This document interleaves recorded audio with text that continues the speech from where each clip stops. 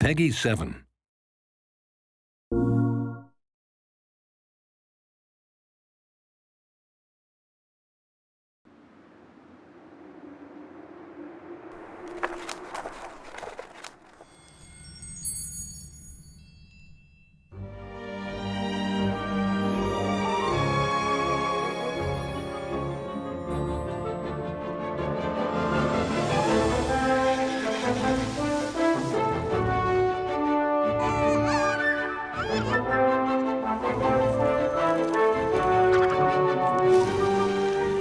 The creatures in the Book of Spells are created from the text and the illustrations of the book.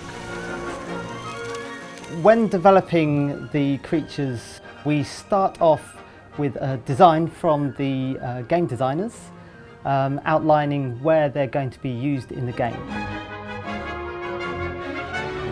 From there, I would sit down and work with a concept artist to flesh out initial sketches and ideas, what these things are going to look like. You've got the initial model, what it looks like, its form, its structure, its colouring, and then we need to try and make it move. When we get involved, obviously, we have to allow these characters to move. We have to give them the means to do that.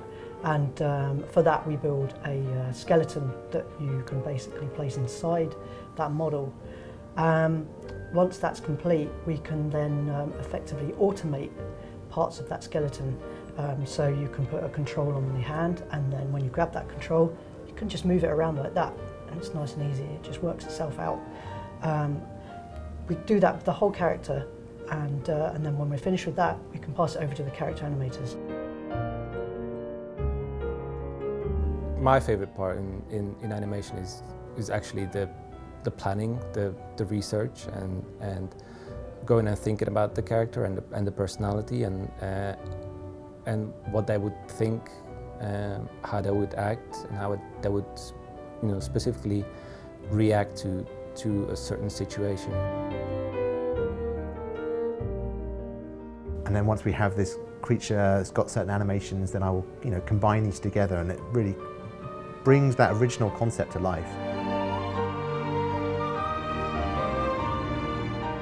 I think one of my favourite creatures to develop was the dragon, mostly because it was the first creature I got my hands on, so I could experiment a bit and see what worked and what didn't work. And I discovered I could combine different animals to make a new one. So for example, with the dragon, I combined a leopard, a vulture, and a pig to make the dragon's voice. But the dragon's movement and wing flaps were actually sourced from fire sounds. So anytime you hear a dragon flapping his wings, it's actually the sound of a fireball.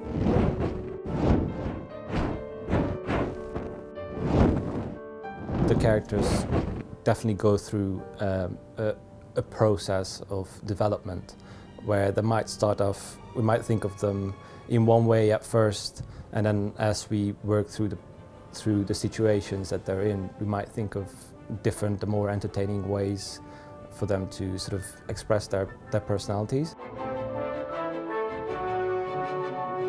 I think the reason kids love creatures, and especially creatures in games, is because of their fantastical nature. They take you to another world. You don't see them in everyday life, so to come up against them and see how they actually move and how they react is something that kids really love.